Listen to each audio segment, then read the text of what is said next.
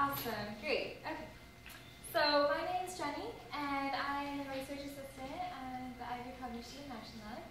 And today I'll be presenting on the exciting world of motor learning. So motor learning occurs in both learning a novel motor skill, such as playing a sport, and also in fine-tuning existing skills, such as reaching towards a glass of water. And with practice, the motor system is able to adapt to a changing environment. Now, one method the motor system might use in motor learning is error-based adaptation. And error-based adaptation is using the previous movement error to update your plan for your next movement. And this is to minimize error and optimally perform your movement. This is especially important when performing repeated motor movements, such as throwing a basketball through a hoop. So the problem with error learning is that it's not always optimally planning and executing each individual movement. And this is because of the presence of motor noise. And motor noise is any variability in your accuracy while performing repeated motor movements. And this motor noise is present along various pathways of the motor system. And through this diagram, you can see that there's a lot going on when you're making motor movement. And this starts with receiving visual feedback, which will go through the brain and will be processed to plan your next movement. And that will be transferred down to the motor muscle, which will execute the actual movement. And there's noise present along all these pathways. And how this affects motor learning is what we're most interested in learning about. And although we would like to think that practice alone will make perfect, our system is variable, and it's not optimally tuned to perform each individual movement perfectly. And instead, our motor system cares more about the average behavior instead of perfecting each individual behavior for daily motor movements. So we can think about motor adaptation in terms of a treadmill. So we're all used to walking, and we're used to stable ground to walk along. And now imagine you're going to go onto a treadmill, and all of a sudden the ground is moving faster than you're used to. And so now you have to adapt your movements and adapt to that faster moving ground. And so over time, you slowly adapt and become used to the speed of the treadmill. And then, once you get off the treadmill, there's an after effect. Because now you've learned this new speed of the treadmill, and you've adjusted your walking to that speed. And once you get off the treadmill, you still show effects of that learning, so that you're still kind of walking at the speed of the treadmill, and you're wondering what's going on. Is there an earthquake? The ground feels weird. But essentially, you're just having an after effect of that motor learning. And after a while, you'll slowly wash out that learning, and you'll adjust back to the speed of the ground. So one way we can measure that motor learning is through the visual motor adaptation test, which virtually simulates an environmental change in a virtual environment. So what subjects do is they come and sit in this setup where they are looking at a computer screen and their hand is hidden from their vision, so that they're learning and adapting their hand movements based on only visually seeing the cursor move on the screen. And so what's occurring is that the cursor is being rotated relative to their hand movement on the digital tablet, and over time they have to adapt their hand movements so as to make the cursor appear similar to what they're doing with their hand. So now we can walk through what the visual motor adaptation task is. And so the graph on the left will display the subject's movement error. And so the blue line is going to be reflecting the cursor rotation. So at 0 degrees, right at the beginning, the cursor is perfectly matched with the hand. So wherever the hand is moving on the digital tablet, the cursor is reflecting that same movement. And then we see the blue line jump up to 45 degrees, and that's indicating that the cursor is now rotated 45 degrees counterclockwise, and no matter, regardless of where the hand, relative to the hand position. And the red line is reflecting the endpoint position of the subject as they perform the task. So if we start at baseline, which is when there's no rotation and the subjects are just moving to a target and there's no rotation applied between cursor and hand, we can see that subjects move straight to the target from the starting position. And so subjects here have virtually no error because everything is vertical and they're just moving straight to the target. Now, when a 45 degree is initially applied, rotation is initially applied, subjects will have a large error that's similar to the degree of the rotation. And this is because they are not aware that some rotation has been applied. And so they'll continue moving straight to the target and see that their cursor is now moving 45 degrees counterclockwise. And so now we see their data point has a huge error because this is the first time they're seeing this rotation. So what that'll look like is they will keep moving to the target where they'll see their cursor move rotated relative to how they're moving. And then after performing repeated trials of this rotation, you'll see that subjects adapt to the 45 degree rotation. And this is indicated where their red endpoint matches the cursor rotation. And so now they're slowly moving their movements closer to the target, and their brain is adapting to this rotation that was applied. And so instead of moving to the target, they're going to move 45 degrees clockwise to counteract this rotation and reduce the error back to 0 degrees. So what's interesting is that even when the rotation is gradual and very small, adaptation still occurs. So even when the rotation is less than 12 degrees, we're not talking about a large, very aware of 45 degrees, but in this case, when it's less than 12 degrees, subjects will still implicitly adapt to the rotation. And afterwards, through the degree form, we'll see that they report that they did not notice that there was a change or that there was anything different occurring with the cursor, but that their brain was still implicitly adapting. And you can see it's not a far rotation from the target, but that people still adapt even if they don't notice that something's occurring. So in the task design that I tested this summer, I wanted to see how an individual's inherent motor variability, how that affected them in different motor tasks.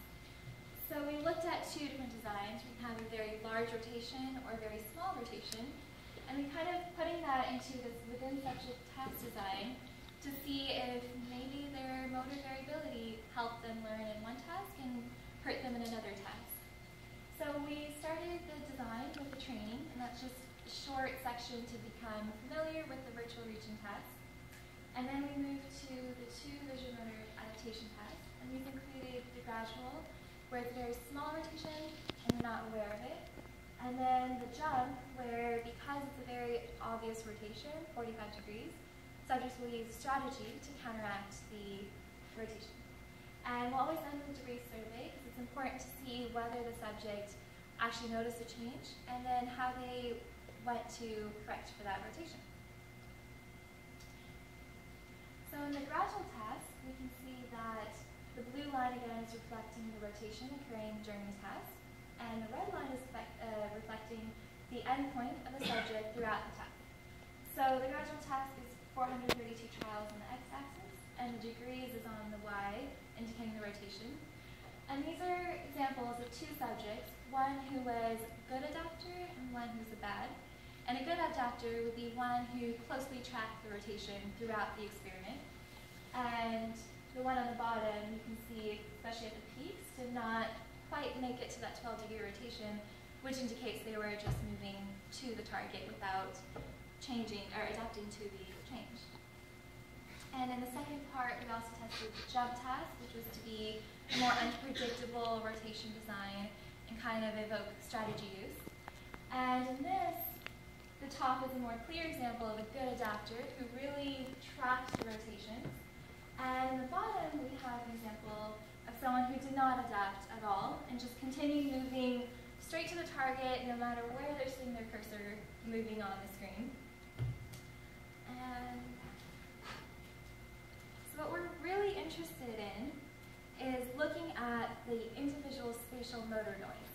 because we want to see, we tested these two different designs in the same person because we're interested in their own inherent motor variability and how that affects them in those tests.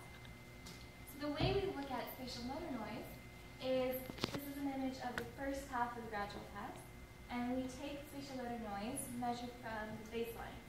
So those are the first 60 trials, no rotation, no exposure to any type of perturbation during the test, purely just reaching to the target. What is your variability when you're reaching towards the cup? And so we take the standard deviation of the endpoint position per trial during that time.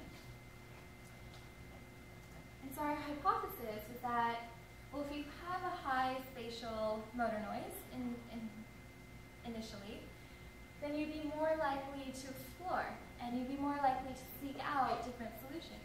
So if you're in an environment that's changing unpredictably, that's something very abrupt, and that you have to be searching out different solutions to adapt to the environment, then having a high variable system would be very effective. And so forth with low spatial motor noise, that would give you more precise movements, which would be more helpful in the gradual test because the rotations are just so small that you would actually want to be more precise in your movements. So one thing we wanted to first check is make sure that individual spatial motor noise is reliable across both tasks. And so we found there's a very strong correlation indicating that if you have your initial noise is high in the gradual test, it's also going to be high initially in the jump test, which is what we wanted to make sure was that we're really measuring individual motor variability regardless of the task. And then what's interesting is when we looked at the adaptation of the subjects during both tests, we saw that there was not a very strong correlation between their initial motor noise and their adaptation during each test. And this could indicate that maybe motor noise in this task design was not task dependent, and it didn't matter the type of task that they're doing. Their motor noise helped them the same, not in any particular way during each task design.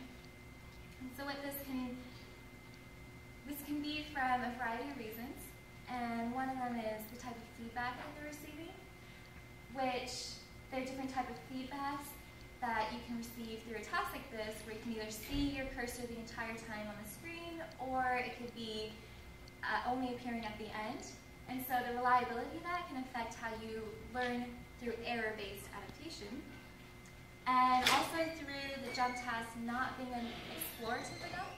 So if you're really looking at high spatial noise helping you to explore different strategies, if the task itself is not promoting exploration, that may be an issue of looking at motor noise may not be strongly influenced in that section.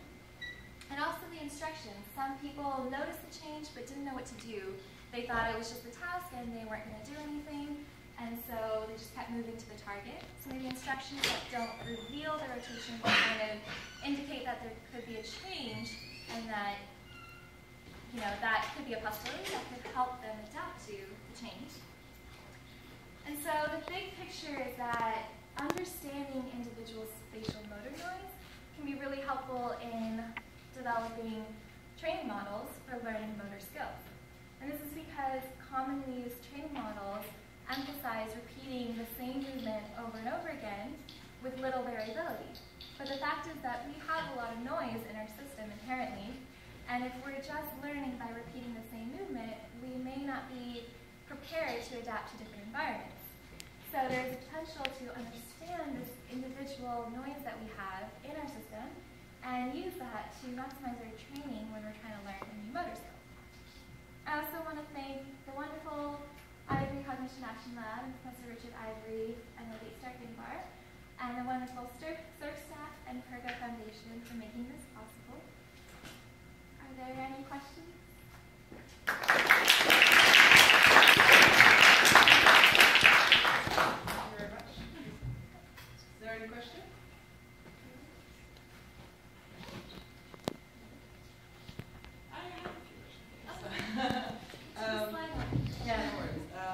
My question is, the first one is, do you think, you have 11 participants, right? In your